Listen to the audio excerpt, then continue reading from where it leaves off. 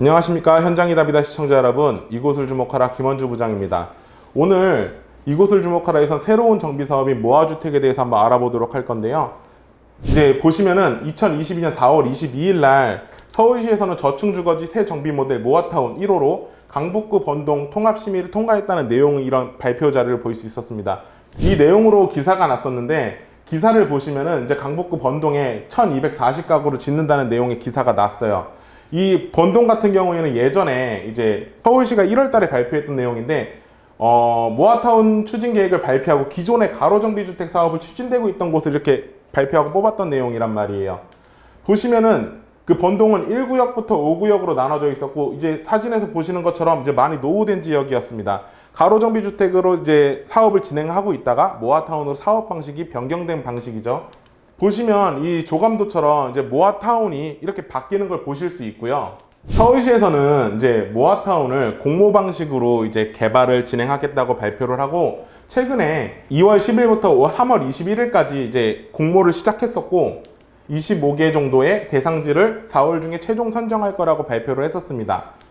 모아타운에 이제 힘 실겠다고 이제 나오는 이제 신문 기사가 나와 있고요. 최근에 14개의 구에서 30개의 소가 이제 신청을 했다는 내용을 기사를 통해서 볼 수 있었습니다.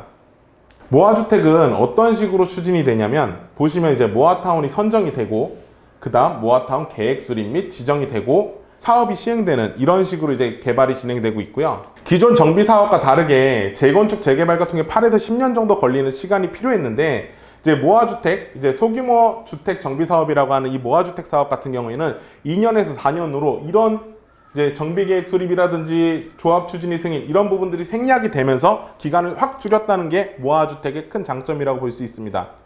다음 보시면 모아주택 같은 경우에는 이제 소규모 재개발이라고 말씀드릴 수 있는데, 이제 여러 가지 필지를 모아서 이제 공동주택으로 개발하는 사업이라고 이제 말씀드릴 수 있는 부분이고, 이 사업 중에서도 단독 다가구 같은 경우에는 자율형, 다세대 같은 경우에는 가로주택형, 연립 같은 경우에는 소규모 재개발형, 아파트 같은 경우에 소규모 재건축형으로 이제 여러 가지 모아주택 사업 유형을 보실 수 있고요.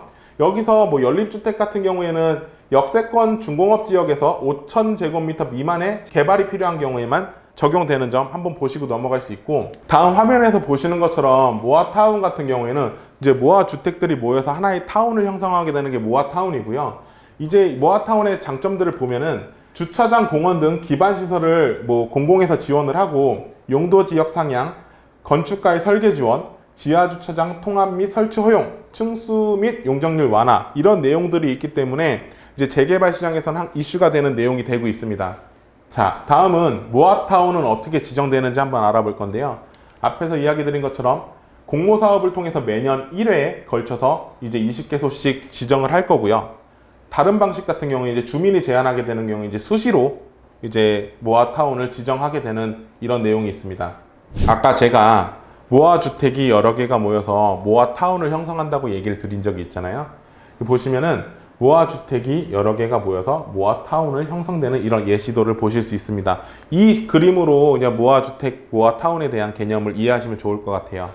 항상 재개발 투자를 하실 때 요즘에 이슈가 되고 있는 그 권리산정 기준에 대해서 말씀드릴 건데요. 모아주택 같은 경우에는 공모 선정 발표 후 최초 고시되는 4월 중에 권리산정 기준일을 고시한다고 예정을 했고요. 여기 보시면은 지금까지 재개발 사업과 조금 다른 내용이에요. 권리산정 기준일까지 착공 신고를 득한 경우에는 해당 필지에서는 이제 입주권을 주겠다는 내용을 발표를 했습니다. 이 내용이 이제 신문 기사에까지 나왔는데, 이사 대책과 다르게 모아주택에서는 현금 청산일 문제 보완을 높게 평가한다는 기사도 보실 수 있습니다. 자, 다음 보시면 이번 모아주택 공모 신청 요건들이 나와 있는데요. 면적 10만 제곱미터 미만, 뭐 노후 불량 건축물이 이제 2분의 1 이상인 저층 주거지 이렇게 나와 있는데, 여기서 좀 자세히 봐야 되는 부분들이 있어요. 바로 도시 재생 활성화 지역, 주거 환경 개선 구역을 포함한다는 내용이고, 제외 구역에서는 이제 공공재개발, 도심 공공주택 복합사업, 신속통합기획 재개발 등 타 사업이 진행 중이거나 해당 사업의 공모 신청 중인 지역을 이제 뺀다고 발표를 했단 말이에요. 여기서 중요한 게 바로 이 부분이에요. 공모 탈락 지역도 제외를 한다고 했다가 최근에 발표를 다시 뒤집었었습니다. 신속통합기획을 예로 들어 설명드릴 건데, 심의에서 탈락한 지역도 신청 대상지 주민 동의가 30% 이상이 되면은 모아타운으로 공모를 할 수 있다는 내용이 나와 있습니다. 이게 이번 공모 기간 안에서는 이렇게 허용이 됐다고 하지만 아마도 다음 모아주택에 대한 공모 사업에서도 이 내용이 한 번 더 포함이 될 것 같아요. 재개발할 수 있는 곳들이 많은데 뭐 이전에 뭐 재개발 사업에 신청을 했다고 이 부분을 빼버리면은 아마 형평성에 문제가 많을 것으로 보여져서 앞으로도 이 내용이 계속 포함될 것으로 보여집니다. 다음 소규모 주택 정비 사업 같은 경우 이제 모아주택 사업이라고 하는데 기존 재개발 방식과는 좀 다른 점들이 있어요. 보시면 동의 요건들이 높아졌고 사업 기간들이 이제 빨라졌다는 점을 볼 수 있는데 동의 요건이 높아졌지만 사업 기간이 짧아진 이 내용이 아무래도 이제 모아주택이 흥행하는 이런 방향으로 가지 않을까 싶습니다. 이제 다음 자료를 보시면은 최근에 오세훈 시장이 유튜브 방송을 통해서 한번 얘기를 한 게 있었는데 저도 똑같이 한번 얘기를 해보겠습니다. 모아주택. 이제 모아주택은 여러 이제 재개발할 수 있는 주택들을 모아오면은 그만큼 인센티브를 많이 줘서 개발을 좀 더 활성화시키겠다는 내용을 담고 있으니까 이 그림, 이 내용을 통해서 그냥 모아주택에 대한 개념을 좀 쉽게 이해하셨으면 좋겠어요. 자, 지금까지 모아주택에 대해서 설명을 드렸는데 마무리 한번 해보도록 하겠습니다. 모아주택 같은 경우에는 소규모 개발부터 이제 모아타운의 이제 큰 대규모 개발까지도 이제 가능하다는 얘기를 했고요. 이 내용이 시사하는 바가 서울 전체가 재개발 예정 지역이 될 수도 있다라는 말을 드리고 싶네요. 그래서 어디에 투자를 하든 이제 모아주택이 될 수 있다는 이런 걸 생각하시면 좋을 것 같고요. 이제 서울시에서도 주택 공급에 대한 이슈가 항상 문제가 됐었단 말이에요. 재개발에 대한 이슈가 된 것도 뭐 주택 공급을 하기 위함도 있지만 재개발 사업이라는 게 이제 기반 시설을 확충하고 주거 환경을 개선하겠다는 내용들이란 말이에요. 모아주택은 이제 아래 적혀 있는 것처럼 주차 공간이라든지 공원, 기반 시설, 가로 활성화, 주택 공급에 대한 내용을 다루고 있는 게 모아주택이에요. 어느 재개발과 같습니다. 이렇기 때문에 서울시에서 계속 밀어줄 걸로 보여지고요.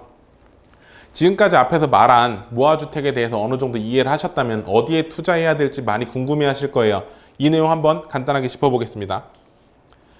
기존 가로주택 정비 사업을 진행했던 사업지들은 언제든지 모아주택으로 전환해서 진행을 할 수 있기 때문에 이런 지역들 한번 눈여겨보셔야 될 거고요. 도시재생 활성화 사업지 같은 경우에도 위에 거와 거의 같아요. 이제 낙후되어 있던 지역들이기 때문에 우리가 한번 선별하기는 좀 더 쉬울 것입니다.